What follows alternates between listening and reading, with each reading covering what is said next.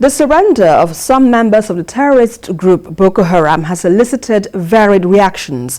Political and military leaders have been meeting trying to figure out how to handle the issue. While some seek for full application of the law, while others are requesting a more strategic approach.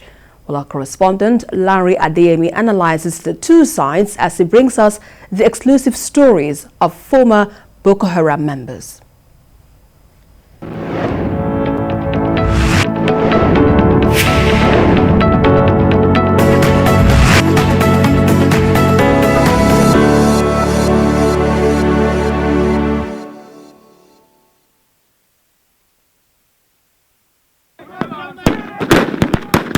For 12 years, Nigeria has battled insurgency in its northeast region. Tens of thousands killed and over 1 million people displaced. The war has cost the Nigerian state over 6 trillion naira, a rough equivalent of $12 billion US. A huge fortune for a country that cannot provide basic amenities such as potable water. Through the fog of war, the cries of victims, and the prevailing sense of insecurity, another challenge has emerged.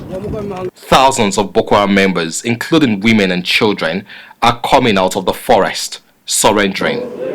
Getting Nigerians to agree on any issue is difficult, but what to do with over 3,000 surrendered Boko Haram members is more divisive than most. The only thing that is left is how to handle the situation. This is where our concern is there. Handling the situation politically, handling the situation by the military, and the community itself is something that has to be looked into properly. Steps have to be taken.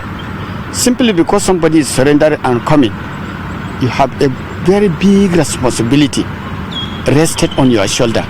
Number one, try to, analyze, what brought him, what made him to come down again. From the northwest to the south and the middle belt, opinions are not scarce. Academics, political and religious leaders are all taking positions. Mind is very difficult to deconstruct, and this we must sit down, think carefully how to deconstruct this mind. That's why BORNO State University established Center for Quranic Studies, essentially and ostensibly to deconstruct the minds of these people. The man with arguably the most difficult job and right at the center of the storm is the BORNO State Governor. A victim of several attacks himself, who has been in the thick of things, is urging caution. Knowing that emotions are high, he explains that a strategic approach is what this delicate situation requires. The report of the surrendering of the insurgents, to me in particular, and to the greater people of BORNO State, is a very welcome development. Unless we want to continue with an endless war, I see no reason why we shall reject those that are willing to surrender. It is certainly going to be a difficult task to placate victims who have suffered at the hands of the terrorist group. Unknown to many, some of the members of Boko Haram are also victims themselves.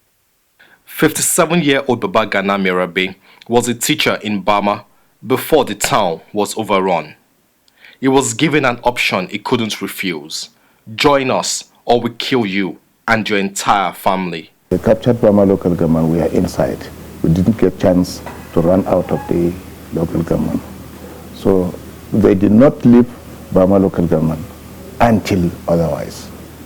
So from there, we have been hiding in underbed, we have been hiding in ceilings for all these days. We are not get chance to run out. So one day, they come and captured us and take away with me. As sad as his story is, many have had it worse. Musa Kukawa was a customary court judge before he was captured by Boko Haram. It took 3 years before he got a chance to escape.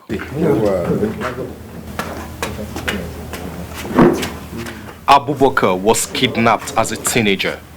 His leg and arm were amputated when he was accused of having a relationship with the girlfriend of a Boko Haram commander. Then there are stories of children forced to join the militant group, some as young as 7 years old. Once they come to Bulunkutu, we provide them with psychosocial support. Prominent political and religious leaders agree with Governor ZULUM that deradicalizing these repentant insurgents would encourage those still in the forest to surrender. If you know some other members that are out there who feel they will not be secured when they come up, please contact them, call them, and assure them that as soon as they come and go through this kind of process, they are secured. The society will treat them fairly. The society will be just to them. This is a very good and great part of restoring peace to the Northeast and to the nation. We want to, on behalf of the 3 states, assure you of our commitment to this project. The strangest support for these surrendered former members of Boko Haram is coming from their fiercest enemies. Members of the civilian JTF have suffered more than most. Their leader is asking other victims to understand that deradicalization is the fastest path to lasting peace in the Northeast. And this is also a national policy that they will integrate the surrender BH and take them back to communities. We used to do it usually. We have the first batch. Even presently, there are two boys that I take them to Gangamari, one community. They are there in the community. And those also, we are still monitoring them. And we are seeing them, they are doing well in the communities. So even those people, they take them back to the communities. We will tell the people and we will tell our boys who are in the grassroots so that they will cooperate with those boys, they will take care of them and we will monitor them. The biggest challenge is reintegrating these returnees into society. Emotions run deep. The silent tears of victims mixed with those of loved ones of these former insurgents are loud. Seeing them cry, begging for forgiveness, does not totally remove the concern of community leaders. Before this latest wave of surrendering, the federal government in 2015 created a program to deradicalize, rehabilitate and reintegrate members of Boko Haram that voluntarily surrender. This is to offer those that were forcefully conscripted a path out and reduce the number of fighters available to the terrorist group.